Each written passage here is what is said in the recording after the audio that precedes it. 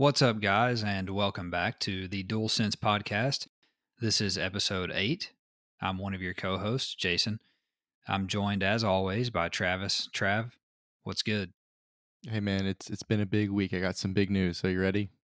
Uh oh. I guess.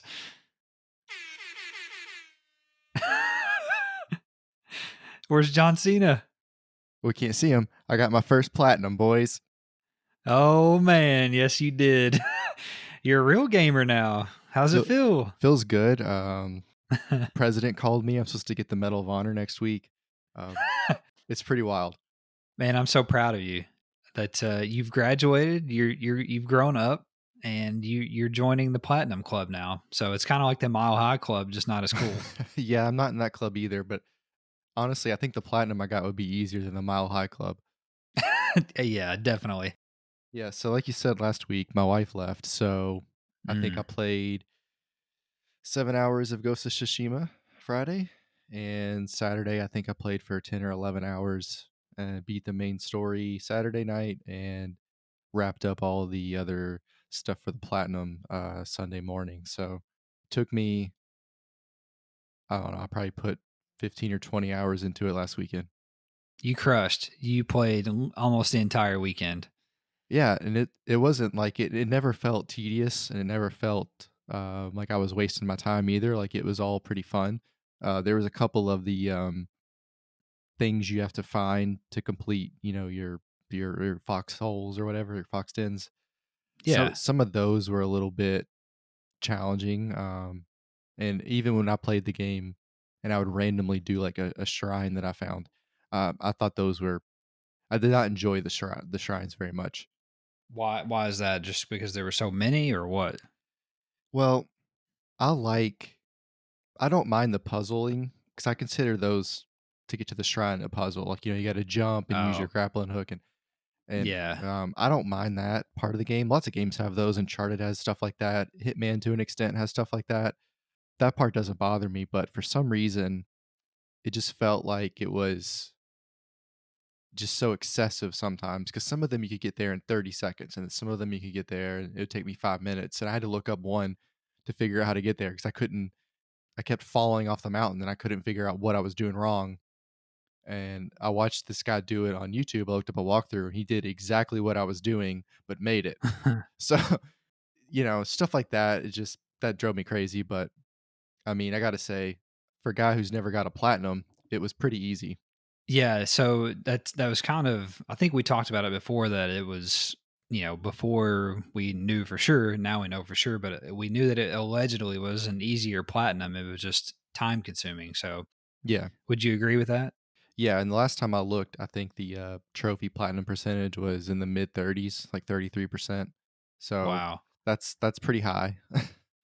Yeah, that's like Spider-Man. Yeah. And there is one that is a little bit more difficult to get than the others. You have to kind of go out of your way, and that's about it. Normally, when you have to get these platinums, at least when I read the trophies, you have to do 10 things out of the way. So it was a blast to play it, and I didn't feel like getting the platinum was detrimental to the story or kind of overextended the gameplay, which is what I was worried about. So you finished that last weekend and you kind of wiped your hands of it. So did you play anything else this week, or was that it? We started playing Fall Guys Tuesday. Mm, We've been playing it off and on this week. It is a blast. It is outrageous. It is hilarious. The little beans make funny noises. You have goofy outfits. Each level is a little bit more challenging, and I don't know if you noticed, but the top corner says season one. So I'm sure we'll get some more yes. boards. Yeah, that I'm pretty excited about that. About new boards and new, like, I guess, challenges, or like game modes. I guess Yeah, boards is what it is. So and each board is a little bit different, and it's like a mix of Wipeout and Cannonball. I don't know if you've watched Cannonball, the new show on no, USA. no, It's no. got some similarities to Wipeout, but it's similar, and you're doing these kind of ridiculous levels. And believe it or not, last night I played with my wife. Oh man, I saw you on, but I didn't. I wondered what you were doing. Yeah, we saw a commercial for it, and she asked me how it was going. So I showed her the live stream that you did. I guess was that Wednesday or Tuesday, Yeah, yeah. And she's like, "Well, I wanna give it a shot." So we came down in the basement and played for probably an hour or so, and, she actually made it to, like, the 3rd round on her first try. No Yeah, it was way. kind of annoying, and and then she fell right off the bat the next because we were just, when you died or you were eliminated, we would pass the controller, like old school LAN, LAN Yeah, party, and, yeah. Oh, yeah. she or couch play, I mean, and she, the very next level that she got on, which one was it? The Whirly gig, and Oh, she okay, yeah. she was not a fan. She's like, "I can't go anywhere, So everything keeps hitting me, what am I supposed to do?"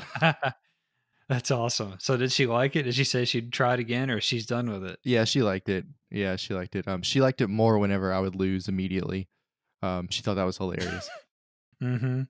But no, it's a good time. I unlocked a pigeon outfit.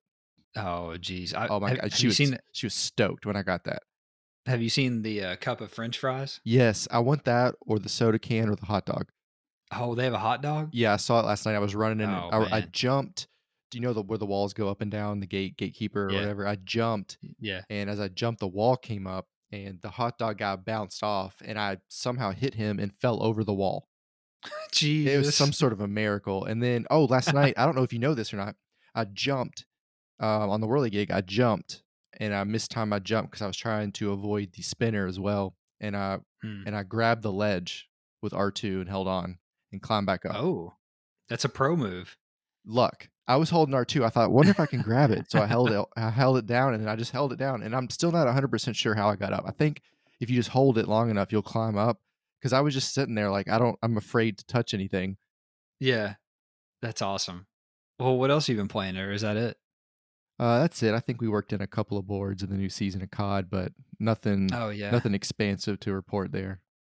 So I've also been playing Ghost of Tsushima. I have not finished it. I'm way behind you guys in that department. So I am in Act 2 on the second island. I'm just, taking my time, working my way through it, trying to clear everything as I go because that's just how I've decided that I'm going to play. Yeah. What I've been saying is still true as far as the game just gets better the more you play it, and I hope that it continues to hold up because if it does, I think when I'm done with it, I think I'm going to feel differently about it because before I said that that 83 Metacritic range score that it got was probably accurate, but Mhm. I'm kind of now the way I feel about it. I feel like it's more of like maybe a 9. Yeah, So yeah, I would agree with that. It has the story's better than I expected, and to me, that's what carries it. yeah, and it just does these like subtle like things to the open world formula that are really awesome. Like we've talked about the no HUD, the no waypoint, telling Mhm. you how many side quests you have in a storyline God, for I love that. somebody. And yeah, that's awesome. So just little things here and there that really make it endearing to the player. So Yep, that's a good way to put it. yeah. I also have been playing Red Dead Online as always. So I've decided that I'm not really a fan of the naturalist update. I don't really understand the point of it as far as the side where you can like poach animals basically. Don't get that Yeah. because I tested it out. I killed a 3-star buck and took it to the guy, Gus or whatever. He gave me $10. I'm like, "Well, what the hell? Ooh. I can take it to Crips and get like 12 like materials for my trader role." So to me, that doesn't, I mean, other than the outfits, I guess if you want the clothing items, if you think those are cool, I mean, obviously you can do that, but none of those appeal to me. Yeah, I'm not a big cosmetic guy. That doesn't really drive me in a story.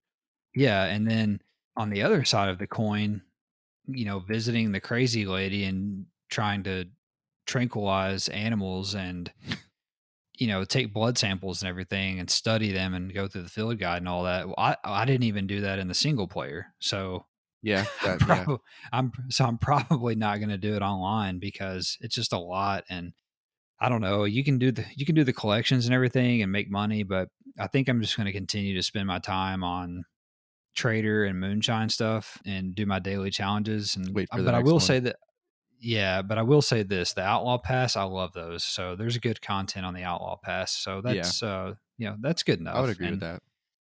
I do have the elephant rifle from the naturalist role, which I haven't used yet. So they gave us a new gun, so that's cool. Yeah, and then I'm not knee deep in Red Dead like you are, but based off of what I've seen, it almost feels like the new role is kind of filler. If that makes sense. Yeah. Yeah, I read something earlier this week about, I think it was on Dual Shockers maybe, but the guy who wrote the article said basically the update is too late. This particular update is too late. Like we're at the point now in the game where people want like PvE content. Like they want to be able to like stuff kind of like the bounty Like hunter. Like stuff they to want to go do, out. Yeah, they want to go out and capture bounties that, they want to engage that way. Like I guess violently or physically, whatever, however you want to say it. Like we want to roll sort of like that. So, and I would agree with that. We want more, I guess, activity, dynamic. Yeah, more more active, dynamic. Yeah, dynamic Yeah. So, but it's fine. It's just not for me. So I'll probably get to like a certain level in the naturalist role to where I can buy the things that I want in the role and then be done with it. I've also played a couple of rounds of COD with you this week, like you mentioned. Nothing, nothing too great. I was rusty, and then of course we played Fall Guys, like you mentioned. That game's awesome. Hopefully, we can get the boys to play with us this yeah, for weekend. sure. Some mix it in. That'd be fun. And that's really it. And so, with that, Travis, just wanted to remind everybody that this is a weekly PlayStation podcast. We post every Sunday, and we like to cover all of the weekly PlayStation news, rumors, and upcoming game releases, and usually a little bit more. So, without further ado, let's get into the news. And, Travis, this week is a nice, beefy, meaty episode as far as the news goes. We have a lot to get And to. some really interesting and cool stuff too. We do. And so much so that we may need to abbreviate the episode at the end and cut out our shenanigans, dare I say, so that we can hit our 90-minute promise that we have out there for the listeners to try to get everything in here. So we'll see how it goes. Number 1, PlayStation held their latest State of Play stream on Thursday. While the stream was primarily focused on PlayStation 4, there were a few PlayStation 5 games shown as well. Here's a rundown of everything that we saw in order. The show started off with Crash Bandicoot 4. We got to see new gameplay footage, which revealed a new inverted mode and new playable characters. The game will release on October the 2nd for PlayStation 4. Well, I'm excited to be Neo Cortex. He's one of my favorite, I guess, villains in video games. I did see that. Yeah, you get to play as Cortex and then, or Neo Cortex, then you get to play as Coco and then You get to Dingo. yeah, Dingo. just Yeah, smash Dingo. stuff So, with your tail and have that crazy looking gun thing. yeah, with Dingo Yeah, Dial. and that is another game my wife wants to play, so I might have to buy her a PlayStation or give her the 4. Are you serious? She wants to play Yeah, that? she loves Crash Bandicoot. I don't know what it is. That's awesome. So after that, Travis, we got to see Hitman. They made another appearance on this stream and they showed brief VR gameplay. And then it was revealed that full PlayStation VR support will come to all three Hitman World of Assassination games when Hitman 3 launches in January of 2021. This looks pretty cool. Yeah. Did you see Yeah, that? and I don't wanna necessarily speak for you, but I would guess this is one of the first times you've been interested in VR. Ever. Yeah, Probably because I ever. saw it and I thought, Yeah, "Hell yeah, that looks awesome." And on the video, it I does. was like the whole time we were watching the video, I thought we were just gonna shove that guy's head in the toilet. You know what I mean? Yeah, Yes. and he pulls out the Garrett wire, and I was like, "Oh, man," and then they cut away, I didn't even get to see it, I know that was a huge tease. but it'll be It looked awesome. really it looked really good though. It didn't look like VR-y, if No, that yeah. makes sense, right? Yeah, and, like, the way he was walking, it felt like how he's walking, he's looking at faces, he's looking up at the camera, he's looking at his Mhm. surroundings. It felt like that's what you would do if you were, stalking somebody, I would assume. Right. If the whole if the quality of the gameplay is like that the whole way through, that's a VR seller in my opinion. Oh, Like yeah. that's a killer app. That's a killer app. I would look into getting it if it had all 3 of the worlds on there, I mean, that would be wild. I would love every minute of I it. know. I know. It looks awesome. We'll have to see. Up next, we saw Braid Anniversary Edition, which was announced for PlayStation 4 and PlayStation 5 coming in early 2021. Then we got Spelunky 2 gameplay, and it was also announced that the game would come to PlayStation 4 on September the 15th, I'm curious, if you had the same reaction to Spelunky that I had.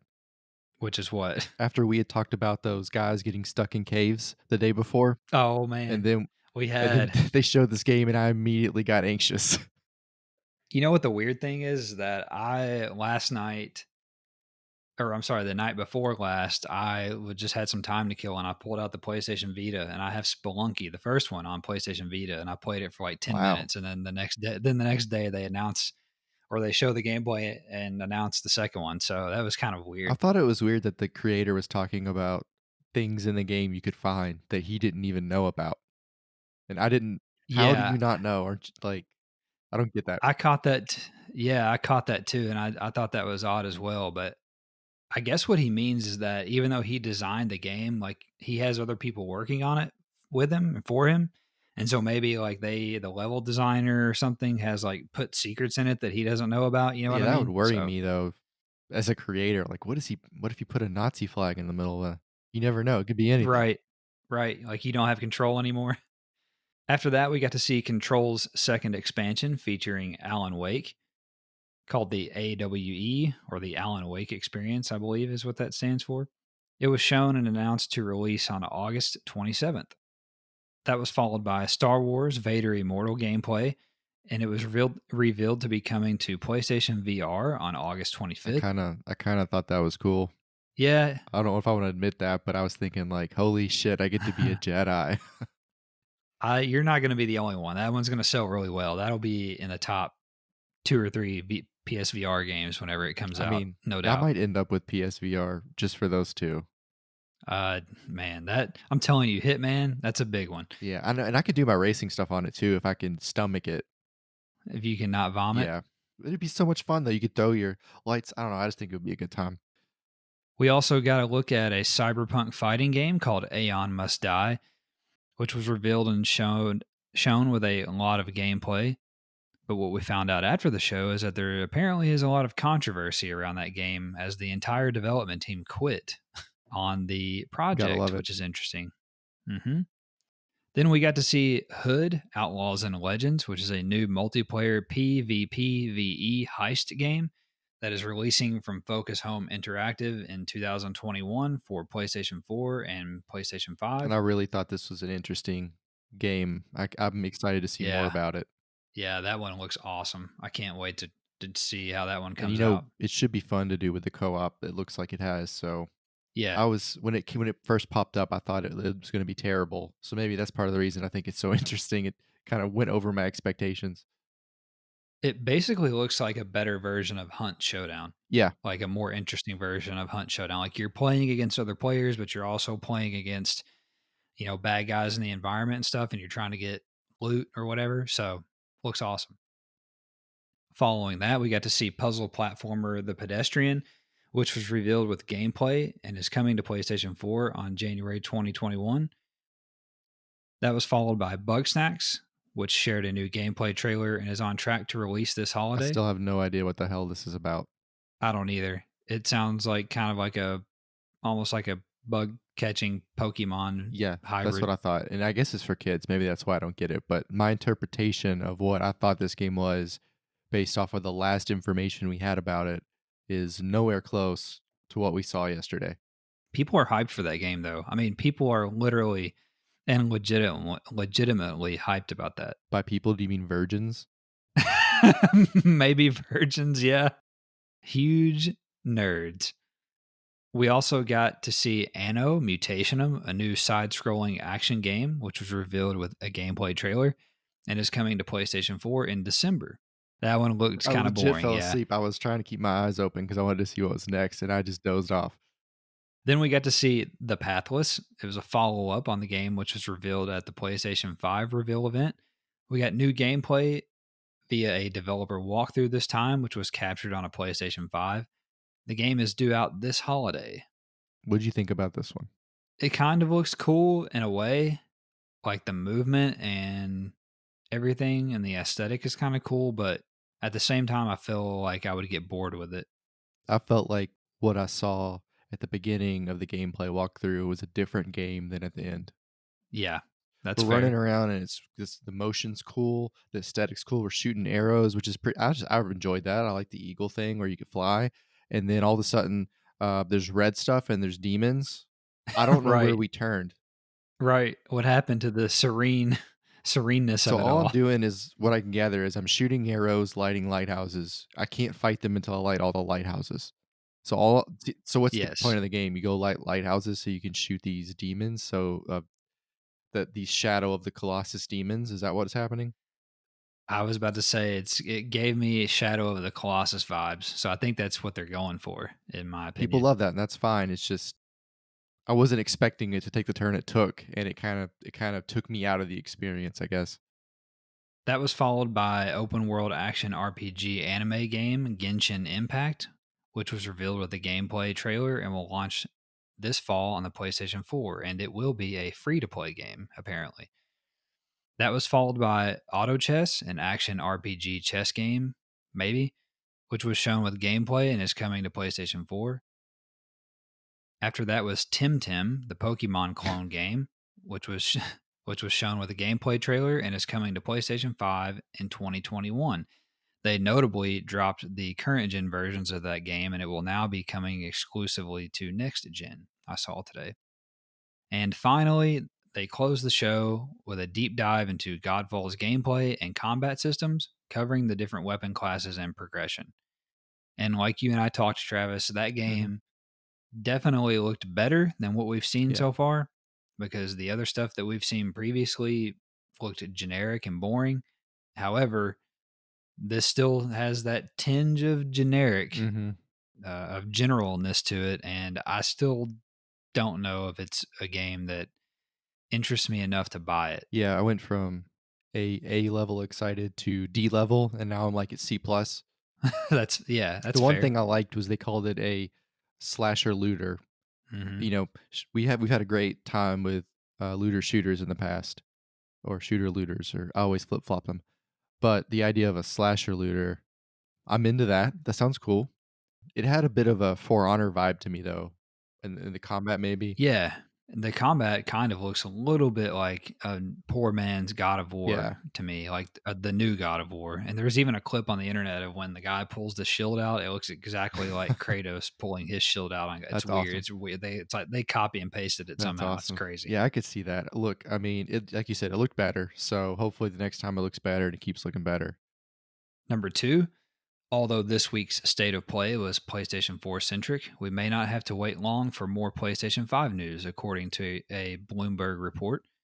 Website PlayStation Lifestyle relayed the news stating, quote, in a rundown on Sony's fiscal earning for the first quarter, Bloomberg's Takashi Mochizuki, hope I got that, claims to have received word about the supposed August reveal from an official within the PlayStation division. According to Mochizuki's source, quote, Sony's next announcement regarding the PlayStation 5 is tentatively scheduled for this month. Any thoughts on this? I guess all that's left is price and date, and if there's any kind of, packages like the, Gran Turismo 7 PS5 edition.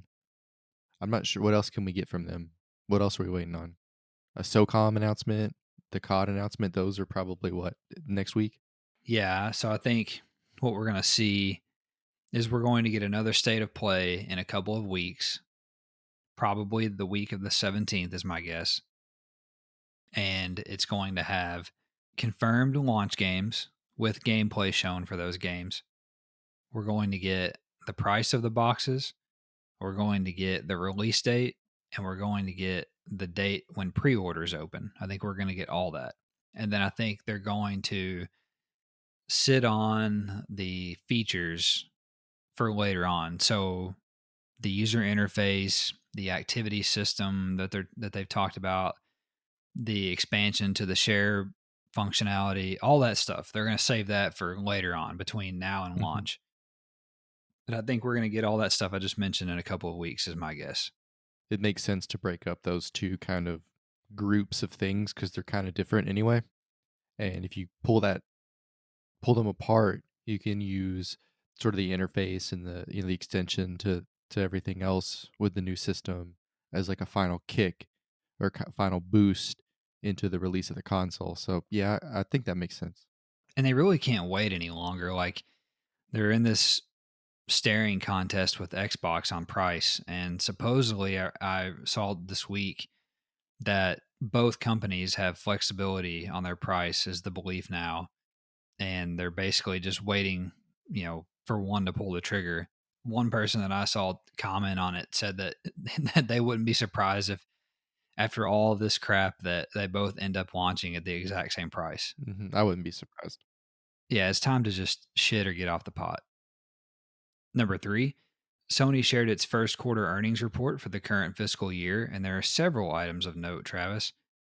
First off, there were 1.9 million PlayStation 4 units sold in the quarter, bringing the total sales to over 112 million units sold. Sony also shared that PlayStation Plus numbers continue to rise as well, with nearly 45 million subscribers. The report also detailed their game and network services net revenue by segment. For the quarter, Sony made an astonishing 2.29 billion with a B on game add-on content, so DLC, which equaled to 41% and the largest segment of their revenue split. This was followed by digital sales, which were $1.37 billion, or 24% of their revenue split, followed by subscription sales of 0.87 billion at 16%, console hardware sales of 0.52 billion at 9%, and packaged software sales of 0.35 billion at 6% of their revenue split. So Travis, Sony made most of their money in the first quarter on add-on content, on DLC, on microtransaction shit, on cosmetics. What do you think about that? The two things that stick out to me about that are the crazy amount of money that they made off of add-ons. It's hard to imagine. I mean, that's got to be more than some countries' GOP or GDP. And the other Absolutely. thing that blew my mind was under 50% of PS4 owners are PS Plus members. Yes, that's also That was just crazy. so hard to believe. So if you're even, gosh, can you imagine if it was at 70%? I mean, then you might be looking at $1 billion in subscriptions. That's a good point though that you make. I didn't think about it that way, but think about how many people that means do not play games online because you have to have PlayStation Plus to play online. So the majority of PlayStation owners do not Yeah, play like games 70 online. million That's very people don't interesting. play online or something like that. I mean, hey, some of the servers can barely handle what's there, so maybe it's a good thing. Fair. You know what else is very interesting about this too? The last thing I have to say about it is that digital software sales were their second biggest revenue Yeah. split at $1.37 billion and 24% of their revenue. In comparison to packaged software sales or physical games was $0.35 billion or Yeah. 6%. Isn't that wild? So, yeah, four times the amount of digital sales compared to physical sales. That's crazy. I mean, of course, we've had the pandemic going on, but that's still crazy, and that still shows that we're headed toward a digital future, and that bodes well for their digital edition PlayStation 5. It kind of highlights too the profit margin they have on digital sales as opposed to Mm, disc sales. yeah, that's also a good point. I think they get 30% of everything sold on the Well, I mean, PlayStation it looks Store. like it, doesn't it? It sure does. They could give me a fraction of that 30%, and I would Yeah, be fine. give me point 0.1 billion. Number four, Sony released the most downloaded PlayStation Store games for the month of July, and they are as follows. In the United States and Canada, number one was Ghost of Tsushima, two was Minecraft, three is Grand Theft Auto 5, four is Call of Duty Modern Warfare, five was The Last of Us Part 2, Far Cry 3 Classic Edition followed that at six, then Far Cry 5, Marvel Spider Man, The Forest at number nine, crazy. Tom Clancy's Rainbow Six Siege, Madden NFL 20, Call of Duty Black Ops 3 at 12, also crazy. EA Sports FIFA 20, Need for Speed Heat, MLB The Show 20, Red Dead Redemption 2 at 16, Cuphead, Dragon Ball Fighters, Ark Survival Evolved, and finally Skater XL at number 20 in the United States and Canada. In the EU, number 1 was also Ghost of Tsushima. It was followed by Far Cry 3 Classic Edition, Far Cry 5. Both of those are weird. F1 2020 was number 4, followed by Minecraft, Grand Theft Auto 5, Call of Duty Modern Warfare, Assassin's Creed Odyssey, Sherlock Holmes, The Devil's Daughter. That one's funny to me for some reason. The Last of Us Part 2 at number 10 was followed by The Forest, Marvel's Spider Man, Ark Survival Evolved, Tom Clancy's Rainbow Six Siege, EA Sports FIFA 20, Red Dead Redemption 2, Assassin's Creed 4 Black Flag. That's Mhm. odd. Middle Earth Shadow of War, and finally number 20 this month in the EU was Horizon Zero Dawn Complete Edition. Does anything jump out to you there? Well, we had talked, last month about where The Last of Us 2 would fall, and it's interesting that it's still in the top 10 in the EU and the US and Canada. I thought that was pretty interesting. And of course, good for Ghosts. We kind of expected that though. Was Black Ops 3 the No, that was sorry, it was Modern Warfare 2. Why is that on there? Man, that's an old game. That's like I think that came out in what is it, 2020 now? So I think that game came out in I 2017 don't maybe. remember. That game's it's got a hardcore following, I Mhm. guess. So that stood out to me. Ghost obviously being number 1. I thought it was weird that Far Cry 3 Classic Edition was number 2 in the EU. Yeah, and then The Forest is just on here every Mhm. month. So there's got to be something to that game. I tried to ask someone on Twitter like what is it about the game? And they basically told me like you need to play it co-op to enjoy it. Because it's just fun Okay. with a friend, but Yeah. because it's scary. So I'm glad Cuphead is on there. yeah, so it made it in there. It just released at the end of the month, and it charted in the top 20. So that's impressive. We'll have to see where it charts next month, and I'm especially interested to see where Ghosts how it holds up as we go in the next month, kind of Yeah. like The Last of Us Part 2. Number 5, Sony has released a FAQ on the PlayStation blog detailing which PS4 peripherals will be compatible with PlayStation 5. The list of compatible devices includes officially licensed racing wheels. I know you're Yep. excited about that. Arcade sticks and flight sticks. In terms of compatible headsets, the list includes Sony's gold and platinum wireless headsets, as well as third party headsets that connect via USB or audio jack. The DualShock 4 controller and officially licensed third party controllers will work with supported PlayStation 4 games, but will not work with any PlayStation 5 games. The PlayStation Move motion controllers and PlayStation VR aim controller will work with supported PlayStation VR games on PlayStation 5. And finally, the current PlayStation camera will work on PlayStation 5 for supported PlayStation VR games, but will require an adapter that Sony will provide at no additional cost to PlayStation VR users. More details can be found on the PlayStation blog. What do you think about this? Anything interest you or stick out to you Well, I there? was really worried about my racing wheel. That stuff is expensive, so Yeah. you wanna make sure it holds up. I'd assume there'll be a PS5 wheel at some point, but if my PS4 wheel Mhm. works, I will just use it until it breaks. Those wheels are like entry level wheels anyway, so there's no point to trade them out for the new version of that. I mean, if you're gonna upgrade, it's a $300 or $400 set. If you're gonna upgrade, you're looking at $1,000, so there's no real point. So I'm glad it works. I am glad that, like, the headsets will work because, even though I plan on getting the new Yeah. one, you know how it is, you'll be playing, the headset will die. It's always nice to have a backup. I'm glad the headsets will work, even though I do plan to get the Pulse 3D headset at launch. But I'm glad to still have that backup, like you said.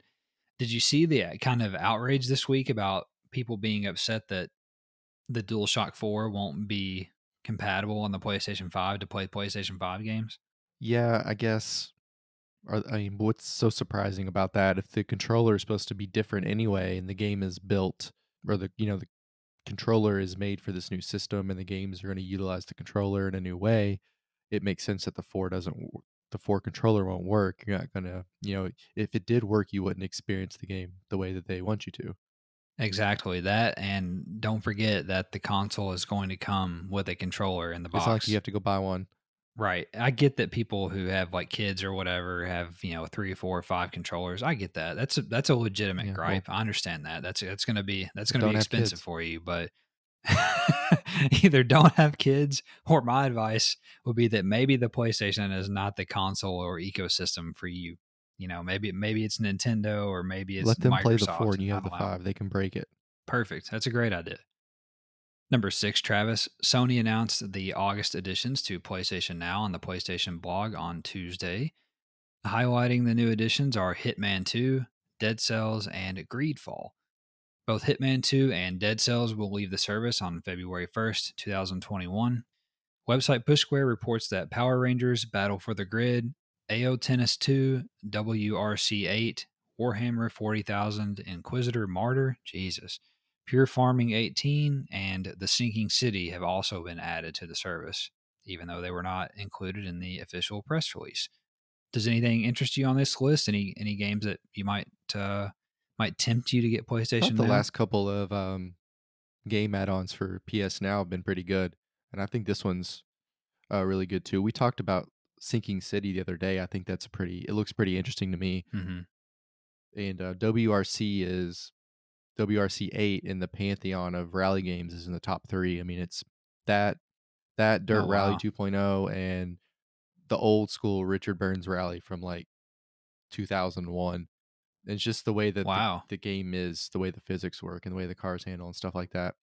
That, Hitman 2, I know a lot of people play Warhammer, so, I think they did a really good Hmm. job of adding they keep adding content like this, it makes it a more viable option for gamers. I already own Hitman 2, and I think you Yeah. do too, so we can vouch that that's a fun game. I also own Dead Cells already, which is a really fun game. Like, normally, I don't like those hardcore side-scrolling action games, like the Souls-like Mhm. games or whatever. But Dead Cells is a lot of fun. But I am interested in trying out Greedfall at some point if I ever have time. That Yeah. especially if it's free. So it looks like a cool little kind of RPG and like a Victorian type of setting. That So is that's my kind of favorite cool. historical time period. Yeah, it's a good little month, so I'll add some of these to my list and hope that one day I can get to them, but probably not. Number 7, according to Twitter user and industry deals guru Wario64, Sony updated the PlayStation website this week to now include 360-degree views of the PlayStation 5 accessories, such as the DualSense and Pulse 3D headset. He also shared that the DualSense page contains fine print that reads, quote, always update your PlayStation 5 system software and the wireless controller device software to the latest version, end quote. This would seem to indicate that the DualSense's settings and functionality will be continually updated post launch. What do you think about this? We need to give a shout out to Wario64. He is a legend, and we have been getting stuff from He him for is. years, and he's a great follow on Twitter. You should look him up if you don't follow him. But the wireless controller software update, what does that mean? I'm very interested in that. So I do know that Xbox One controllers, or the Xbox controller with the start of the Xbox One, introduced software updates to their controllers.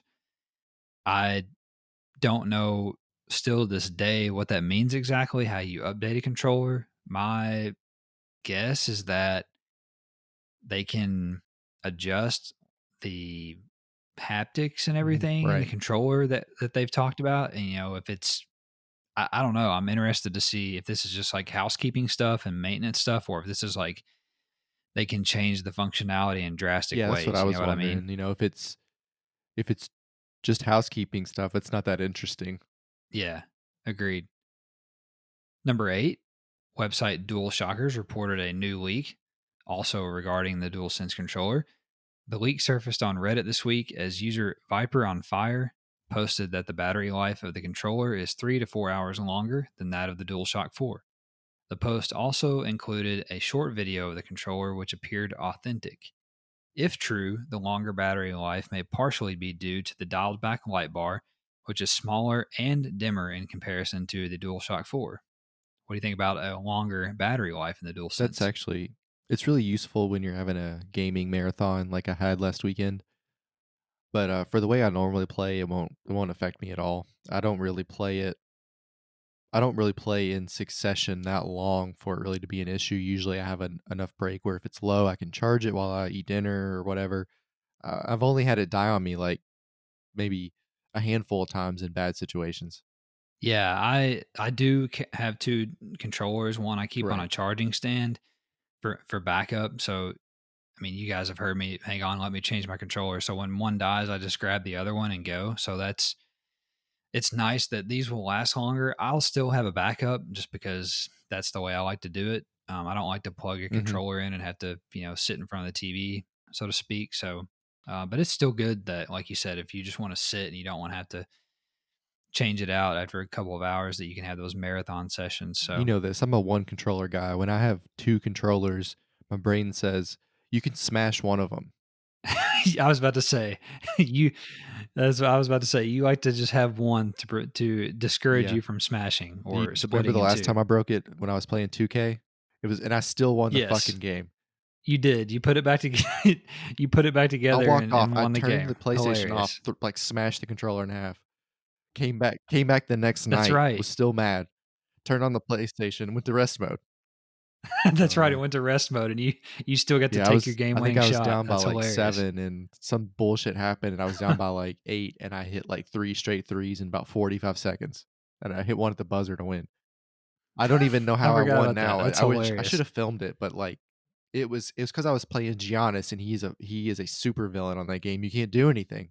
I love that you broke a $60 controller unnecessarily. Yeah, it made it even better. You know what the thing is, though? If I wouldn't have broke it, I wouldn't have won because I was too emotional. Probably not. Number 9. Photos of a black variant of the PlayStation 5's DualSense controller leaked online this week. All kinds of DualSense news. Twitter user IamAlex2006 shared several photos of the controller, which do appear to be legit and feature an all black controller, with the exception of the face buttons, which are white and are the same buttons that are on the white DualSense that we have seen. It is unclear whether this version of the controller will actually make it to market or is just a prototype design. Travis, did you see the pictures of the black I controller on did, and Twitter this is what anywhere? I think about you if you buy the black controller. You got no style. Yeah, it doesn't look as good as the white, does And it? anyway, if the panels are interchangeable like we talked about last week, I guess it doesn't matter. I don't know. Part of me thinks that, they're gonna have multiple colored controllers. They always have those. And maybe it's just maybe Hmm. that's all it is. And that's fine if that's what it is, but when you when you when you said he shared several photos, I pictured him taking pictures with a controller like he was on a date. Or like he was like in front of the Yeah. mirror with a selfie and Pouty like lips. pouty Yeah, he's pouty doing the lips and pouty stuff. lips. He's doing like a selfie. It's outrageous. uh, that's good. Number 10, Travis. It appears that the entire catalog of PlayStation 4 games will be playable on the PlayStation 5, according to website PlayStation Universe, who reported that Twitter user Lance McDonald shared the information earlier this week. McDonald said, quote, "There's been some confusion about this in the past, and I can clear it up now. The PlayStation can run all PlayStation 4 games without per game whitelisting. Sony continues to test titles, but the system will not prevent you from launching untested games. This would indicate that even games not tested and confirmed to work on the PlayStation 5 by Sony will, in fact, be playable on the PlayStation 5." I think that's pretty cool. We've talked to before about how making sure we had the digital copies of the games we really like. That way we can play them on the 5 and, can condense down our collection of discs if we need to. But I think it's a smart move. You don't want to Yeah, sometimes you just want to play an old game, like John plays like 2K5 football sometimes. So, people like him will go back and right. play all kinds of games. He'll probably end up, he might play Shadow of the Colossus again or something. That's just something that he does. So, I think that's something that's actually usable for probably a big majority of the gaming community. Yeah, it's cool. I think that we just haven't heard about this from Sony because they are testing games. And I think that if they're going to say it, they want it to be 100% true. And so that's why they haven't came out and like gave us a full list of what's going to work. But it would make sense that there would be something like this in place where you can just put a game in and play, and whether they've tested it or not, but hey, we just can't guarantee that it will play or it will work correctly. Like you can put it in and it might play, but you might get halfway through and it be broken like that. I mean, on one hand, that's ridiculous, I guess, but on the other hand, it's cool that Yeah. you can just put it in and play. So I guess we'll see if this shakes out to be true.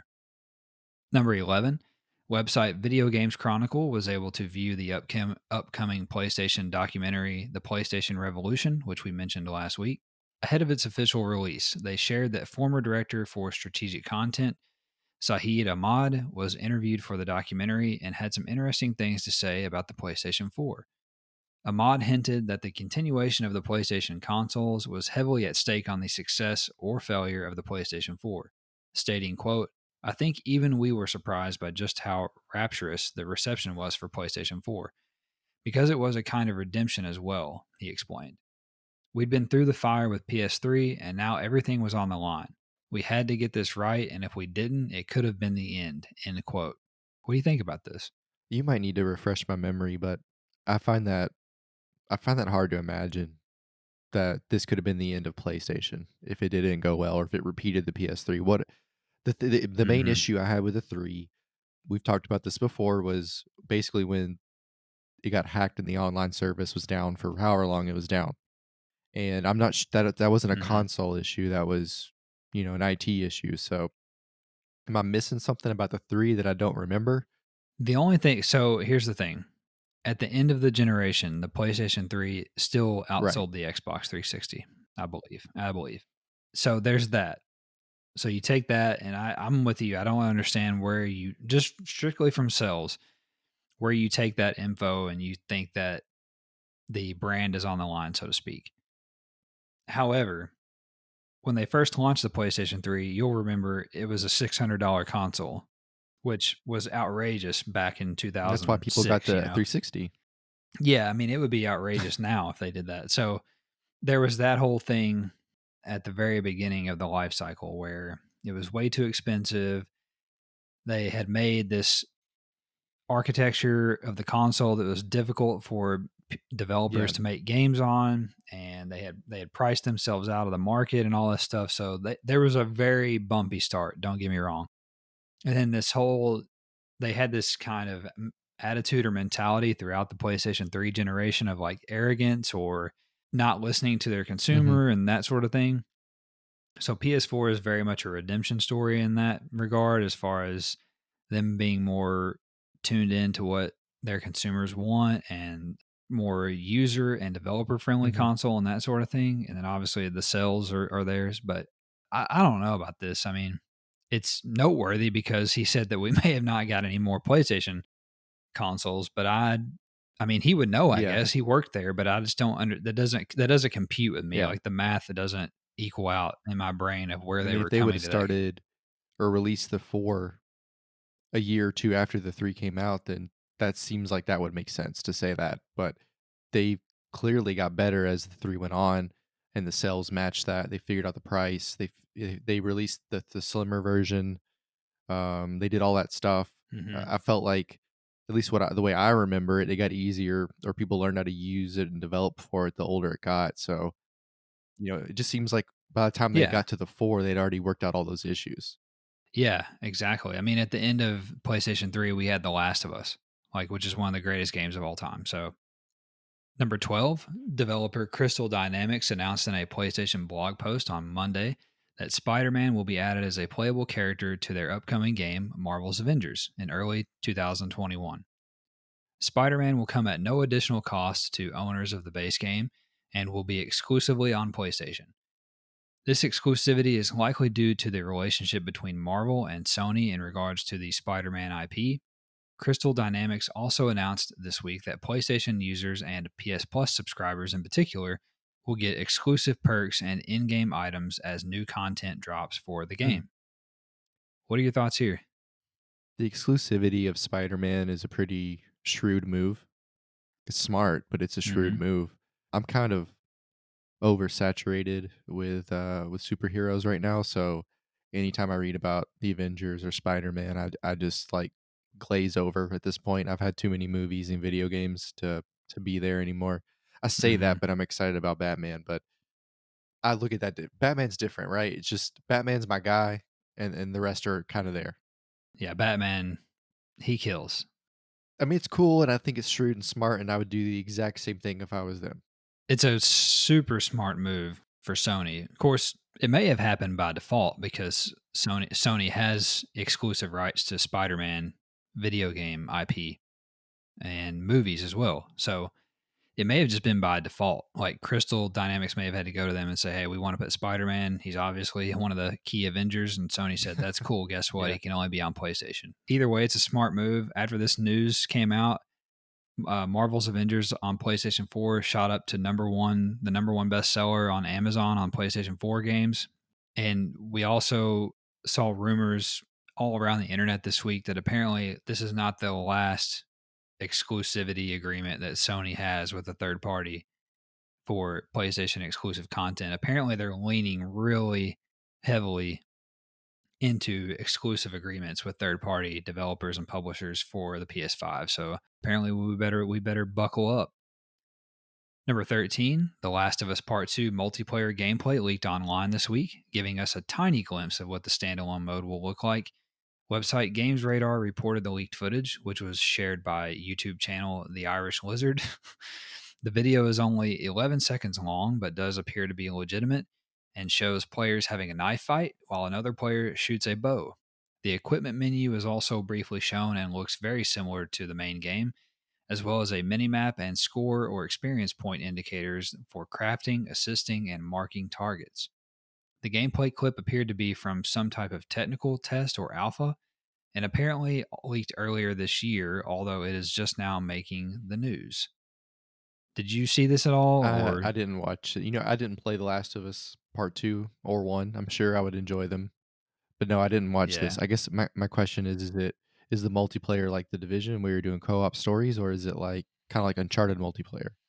it's like Uncharted multiplayer. Yeah, it's just competitive, and so I will say that if they can, it appeared from the clip. Of course, it's 11 seconds, but if they can find a way to bring the Mhm. combat from single player into multiplayer, Right. they're gonna have something, man. That's gonna be something to play. Even somebody like you who hasn't played either of the games would need to play the multiplayer because what I think they're going to do, this is my opinion, I think they're going to release the multiplayer as a standalone game, and then if you still own the base game, the main game, you're going to just get it for Right. free. It's just going to be an add-on, like an update. Otherwise, you can just buy it standalone. That's my opinion of what they're going to do. 'Cause then if you like the multiplayer, they'll have to go buy the other game, so it's perfect.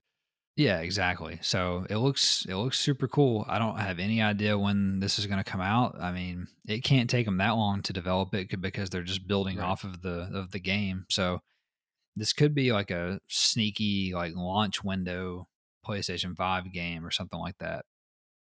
Number 14, the next installment of the Final Fantasy series may be announced soon and have some type of PlayStation exclusivity. According to Reset Era user Navdra and as reported by website DualShockers, Final Fantasy 16 is real and is closer than most people would think. Navtra also claimed that the newest installment of Final Fantasy was being prepped to unveil at the PlayStation 5 reveal back in June, but was held back by publisher Square Enix. And finally, Navtra claimed that the game will have some sort of exclusivity on the PlayStation 5, saying, quote, "It seems to be full-timed exclusivity now," end quote. So Travis, just like we mentioned a second ago, there are these rumors out here about all this third-party exclusivity or exclusive agreements. So obviously you and I aren't Final Fantasy guys, but this will be huge news whenever this comes out. So what do you think about there being another Final Fantasy number one, and then number two, there being an exclusive agreement there between Square Enix and I Sony? think it's interesting that they pulled it in June, which kinda makes me wonder if it says Square Enix held it back, but it makes me wonder if Sony said, "Hey, look, we're doing this, other State of Play, and if we drop another Final Mm, Fantasy and we give a price and we give it a launch game, like, people's heads are gonna melt." I think it's pretty interesting, hmm but yeah, like you said, neither of us really play these, and it's just not my type of game. I wonder if it'll have chickens you can hmm ride. Probably, That's about all I yeah, know about probably. it, and there's a lot of people that love the game, so again, if you can get these exclusivities on these games that people already love or these brands they already know, like, there you go. It's going to be big news whenever they do announce it. Number one, whenever they announce the game and show it, that's going to be big news. And it's going to be even bigger news whenever they announce it and say, oh, by the way, it's going to have a 1 year exclusive console launch on PlayStation 5. And that's what it sounds like it's leaning to. So that's going to be big for PlayStation. Like I said, it sounds like they're going to lean into this stuff as we go into the next gen. Type of people that love Final Fantasy are not gonna wait a year. No, absolutely not. They're going to buy a PlayStation 5 and play Yeah. Final Fantasy. Number 15, it appears that upcoming open world RPG, Cyberpunk 2077, will raise the bar for gaming in multiple ways. One way is in the execution of dialogue scenes, according to website PlayStation Lifestyle, who relayed info from the September issue of official PlayStation Magazine. The website wrote, quote, during dialogue sequences, the protagonist V can look around at leisure. In an attempt to negotiate with potential muggers, for instance, V may spot a nearby NPC making a move to retrieve something from behind her back. Taking note of such actions could help identify early signs of danger. End quote. This is cool. What do you think about this? When I read this, I thought, "Oh, the delay makes sense Mm, because that's gotta be a lot of moving parts there." And of all hmm the cyberpunk news we've read about and all the clips we've seen and the exclusives and this, that, and the other, I think this is the most interesting thing I've read about. This is super cool. So I had to cut some of this out for brevity, but one of the things that they also mentioned was that when you're observing during a dialogue scene, whatever, like in this example here, if you feel like something's about to go down, you can end the dialogue there and like start shooting or, choke people out, Nice. like, or, and choke them out, whatever. Like if you, Mhm. so you have that, there's that Like dynamic. freedom. Yeah, there's Yeah. that freedom and dynamic aspect to it. And I think that is super cool. And this is something that you would expect on a new console, an ability you should be able to do. I Hmm. mean, there's so many that opens the door for so many variations of play, and like we could play the same level 15 times, like on Hitman, but more dynamic. Think about how many times you've played a game and like you're talking to an NPC and they've said something that pissed you off and like you just wanted to like end it right there and be like, all right, buddy, and just like punch them in the face. But Yeah, you have to go through the whole conversation, and make these choices. Well, now yeah, when whoever pisses you off, all right, I've had enough. I'm just gonna punch you in the face now. Like yeah. that sounds so cool. When they port Red Dead to the 5, we don't have to listen to that bank job in Tennessee anymore. Oh God, yes. Yeah, just eat it, Cribs. Number 16, website PlayStation Universe reported that the latest issue of official PlayStation Magazine UK revealed an upcoming PlayStation 5 survival game called Project Oxygen. PlayStation Universe wrote, quote, you will explore the world in a customizable Zeppelin, which will Let's act go. all right, which will act as your airbase. This airbase will house everything you need in the game. It is your transport and it holds your life support, storage, a research laboratory, shelter, and an escape route. End quote. The game is being developed by a studio Far From Home, which consists of former Dying Light, Dead Island, and Divinity Original Sin developers. So, Travis, I included this.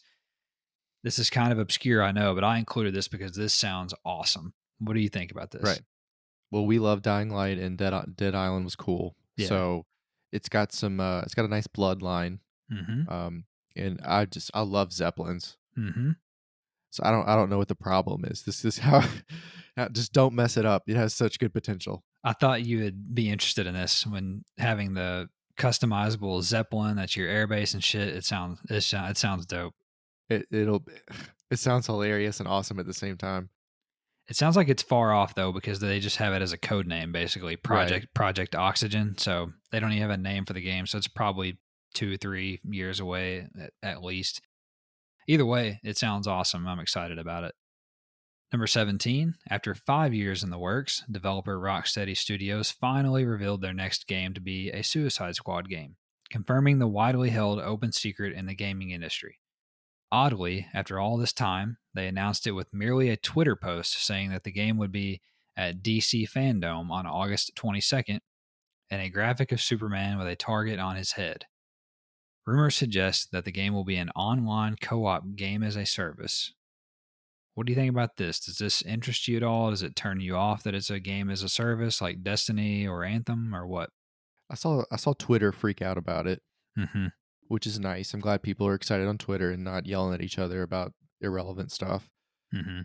Like I said, I'm over the superhero stuff. It's not for me. I like that it's co-op and it's a service. I think that's pretty interesting. I think it's a model that will work for what it is. I don't know how successful it'll be long term, but I like that we're trying it. Yeah. So this gets me excited because Rocksteady made the Batman games, and so Right. I'm gonna play whatever they make next. I think because I think it'll be awesome. I don't know anything really about Suicide Squad. I stick pretty much to Batman, like singularly when it comes to superhero stuff. I know Batman is obviously related to Suicide Squad, but even with the announcement today, there was some talk on Twitter about how the belief is that this game is still a ways away, which is Right. so crazy to me. They've been working on this thing for 5 years, and it's not still not close apparently. So Are you talking either about Cyberpunk now?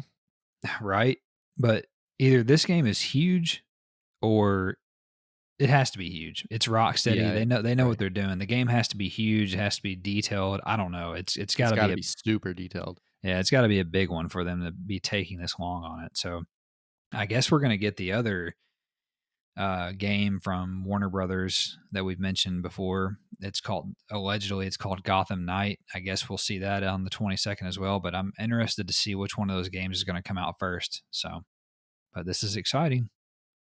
Number 18, Travis, we have several news nuggets that we need to get through here. As we always do, we'll run through them. And if something piques our interest, we'll jump in here, but we don't necessarily have to cover them all. The first nugget, Take Two announced that GTA 5 has sold 135 million units at a recent quarterly earnings call, along with over 32 million units sold for Red Dead Redemption 2, which is nearly double the amount sold for Red Dead Redemption 2 in the same period year over year. Activision will finally unveil the next installment of Call of Duty on August 10th, according to COD News Twitter account Charlie Intel. What a great name. I agree. Did you see the post on Twitter, by the way? They shipped the guy like a wood crate and it had a padlock on it. And they said that he had to text a phone number on August 10th at 12 o'clock to get the padlock code to open it. Love it. That's awesome. That's an awesome way to do that. Also, Travis, Ubisoft Vice President of Editorial and Creative Services, Tommy Francois, is resigning from the company after allegations of sexual harassment and misconduct. Fall Guys Ultimate Knockout, the new multiplayer party battle royale game from Devolver Digital, had 1.5 million players in the first 24 hours after launch. Crazy. Fortnite received a new update on Tuesday titled Joyride, which brings vehicles and GTA style drive by combat to the game. I don't know what that game is anymore. Also, Yeah. Travis, also Travis, CD Projekt Red announced the second Night City Wire stream for Cyberpunk 2077 will take place on August 10th. Call of Duty and Cyberpunk going to go head to head that day. Nice. Let's do one at 10 and do one at 4 so I can spread my day out. Yeah, before lunch and after lunch. Let's go. Also, Travis, publisher Capcom announced that the Resident Evil franchise has now sold over 103 million copies worldwide. Publisher Bethesda Softworks announced that both The Elder Scrolls Online and Doom will be coming to PlayStation 5 with a free upgrade to next gen for current owners of the games. Ooh, another version of Elder Scrolls. Digital Extremes, the developer of Warframe, announced that the game will receive a new open world expansion titled Heart of Deimos, no idea, that will launch on PlayStation 4 on August 25th. Developer Arc System Works announced that Guilty Gear Strive will also launch for PlayStation 5 in spring 2021, alongside the previously announced PlayStation 4 version. Publisher Snowman, great publisher name, publisher Snowman and developer Team Alto announced that adventure games Alto's Adventure and Alto's Odyssey will be coming to PlayStation 4 on August 13th, bundled as the Alto Collection or Alto Collection. I have no idea. Also, Travis developer R8 Games announced that anti gravity combat racing game Pacer will release on PS4 on September the 17th.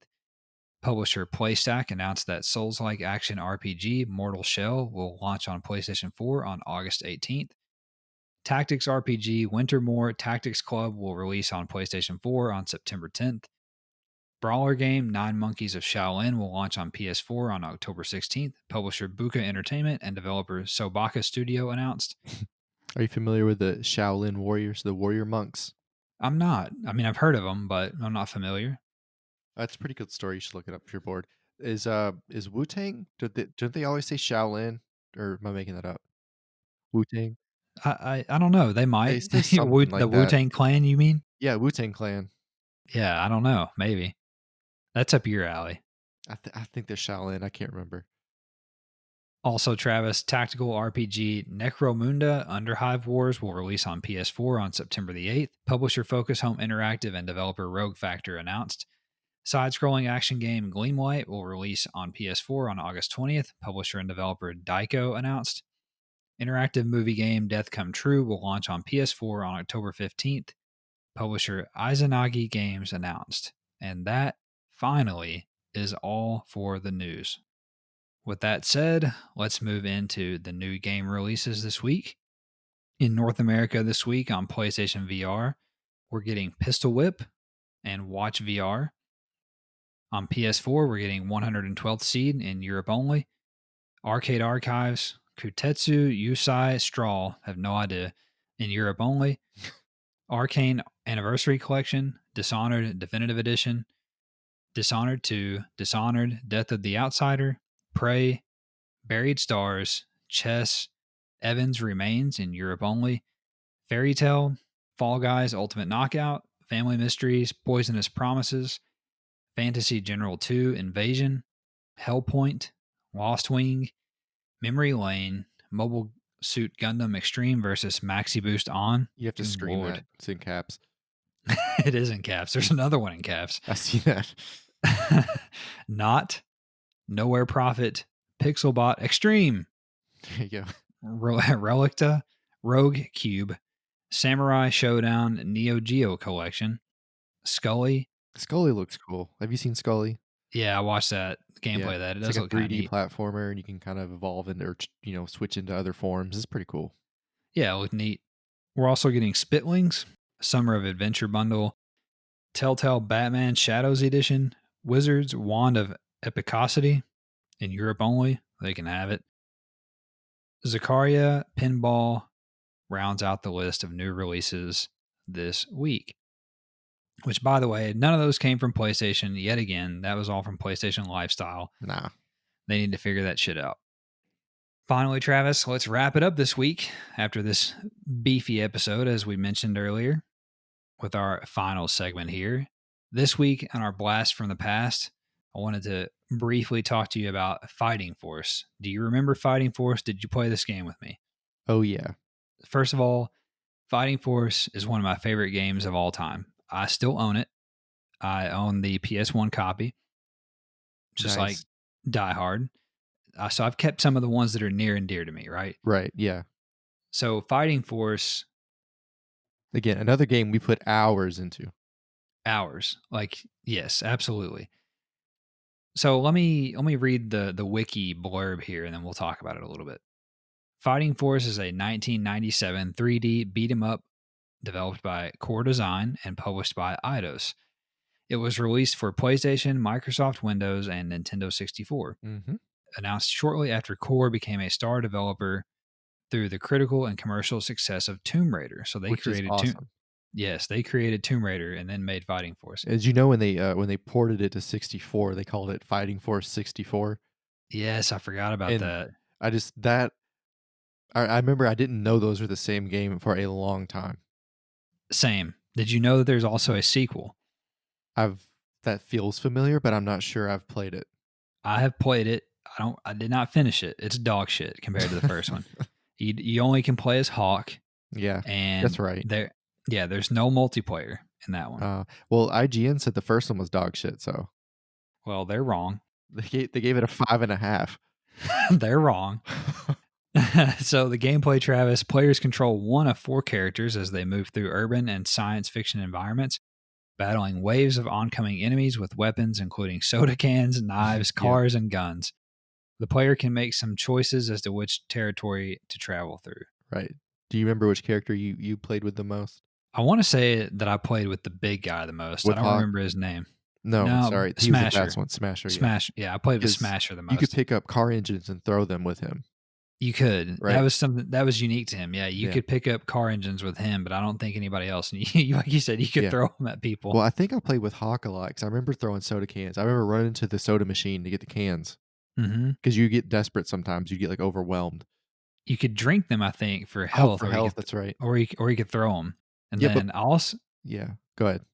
I was gonna say, I also always loved yanking the handlebars off the wall because you had to like hit the button and then you finally Yeah, rip it off and then you would smack people with I it. forgot about that. You remember that? Yeah, they had awesome sound effects too, that was maybe the best part, Yes.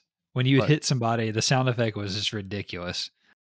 I forgot because, like, each guy had, like, a special move, and, like, one of the problems I Mm, had was I would just and it would take your health away when you did the special move. Yeah, yes. so I would my Forgot health about would go that. low, and it's like, "Go drink a soda to get more health," and I'd be like, "Or I could do my power move and lower my health even more." Yes. And it was so funny whenever you would kill somebody because the sound they would make sounded like they were throwing up. Do you remember Yeah. that? They'd be like, "Ugh, Ugh. ugh."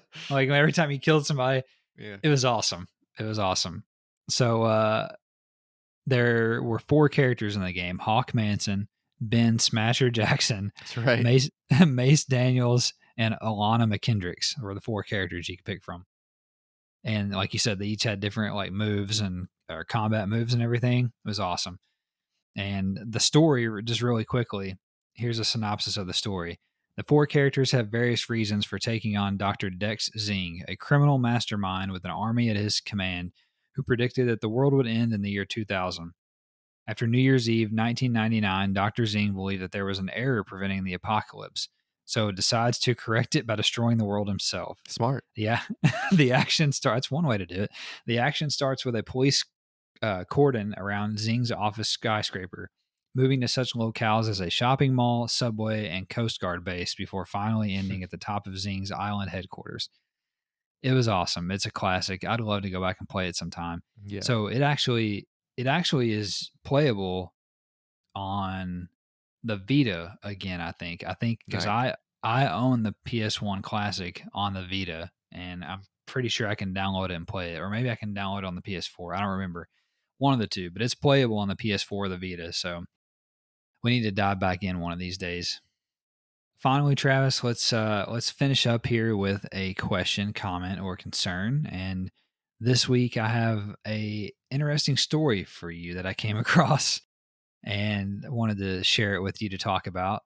So there's a crazy story that I came across that took place in Tanzania, where a Tanzanian miner discovered one of the rarest gemstones on Earth for a second time recently. The 52-year-old gentleman discovered a 14-pound dark violet blue Tanzanite gem, which is valued at 4.7 billion Tanzanian shillings, Or or two $1. actually $2 million, the BBC reported earlier this week. The miner previously discovered the two largest Tanzanite stones ever found back in June, for which the Tanzanian government paid him 7.74 billion shillings at the time, or 3.35 million dollars. So the guy already got paid once from finding Crazy. these gems, and then he found another one this recently. You know what's wild about that? He couldn't even what the government paid him for those gemstones, he'd have to do that about 100 times to make what PlayStation made in the last quarter. Exactly. PlayStation's like, cool, you found a Tanzanite gem, hold my beer. Yeah, hold my beer. What what I don't understand is he had the first 2 and he had $3 million. Why is he back in the mine? Exactly. Let That it dude's go. back in the he's like, "Oh, I'm not done. I'm not gonna give up." Well, we know why he didn't give up because in the article, which I think you read, I sent it to you, Right. the man's got 30 children and he's got over 2,000 cows. 3 million ain't gonna cut it. No, he probably spends that a year. I mean, seriously, aren't Absolutely. cows expensive? I don't know, but they seem expensive. Yeah. You gotta feed them, you got all that stuff. They give birth, I mean, all that stuff. And so my man, I mean, come Jesus, on, dude. buddy. You gotta wrap it up, man. You got 30 kids and all these cows. You're gonna have to get rid of some of that shit. And Not I'll the children. Maybe not the yeah. children, but the cows. By cows, do you mean wives? They're all heifers. That when I read the article, that was the first time I saw Tanzanite. I didn't even know what it looked like. Did he have 30 wives or 30 children? Am I getting that wrong? Do you remember? I don't remember. It Either doesn't way, matter, it's it's too many. outrageous. Either way, it's Yeah. Well, I just thought that was ridiculous, and I can't believe that. Well, first of all, I was astonished at what the guy found and how much money he made, but then as I got further in the article, I was astonished at how many children or wives or whatever it was that he had and how many cows he had. That was more astonishing to me almost. yeah, it's almost like that's harder to do than find the 2 biggest Tanzanian stones in the world. Absolutely. I mean, I wouldn't man, would you rather work in a mine or have 30 cows? It's tough. uh, exactly. Well, that's all we got, Travis. Somehow we made it all in 90 minutes. We got everything covered and that we're done. That's all we got for the show this week. So, with that, why don't we wrap it up? Talk to me about what you're going to be playing in this upcoming week. Well, I'm bound and determined to win a round on Fall Guys. Yes. It's 90% luck, I feel like, but eventually I'll get there. I don't know how much I'll race anytime soon. The penalty system is completely janky Hmm. since the last update. And the funny part about that is you had talked about how Red Dead will do these updates, and then they'll for some reason they'll throw in something that was broken before, and it's magically Hmm. broken again. And Yeah. Gran Turismo's doing the same thing with their last updates. They'll fix 15 things, and then the penalty system won't work, which is where we're at now. You Makes know, sense. I had a guy went into a turn. He just sent it, hit me. I hit the car outside of me because I was in the normal inside position. That car hit the wall. Oh my God. I got a 3-second penalty for colliding with a car. The guy that I hit after I got hit the wall. He got a 5-second penalty for hitting the wall, and then the guy who dive bombed us just kept driving.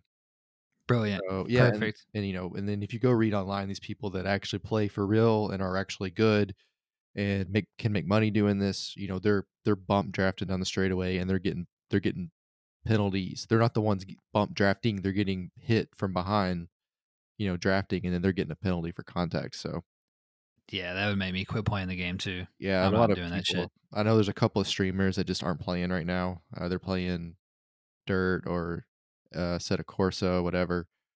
You know, and part of it's probably because they're focused on 7, and I get that, but you could at least make the penalty system back to where it was 18 months ago, 12 months ago when people could at least tolerate it.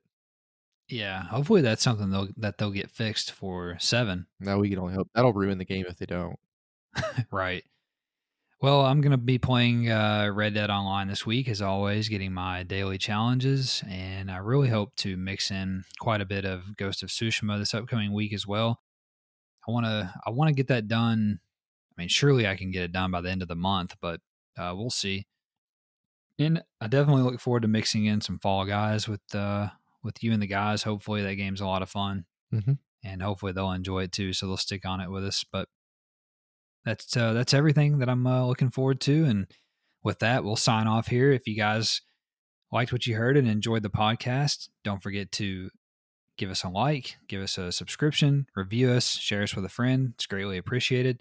You can find us on all your favorite podcasting platforms like Spotify, Google Podcasts, Apple Podcasts, and big announcement, we are on YouTube now. So if you're one of those people who like to listen to podcasts on YouTube, our podcasts are now posted on YouTube. I'll schedule this episode to go live the same time as the pod goes live across all the platforms. So check us out there if you prefer that.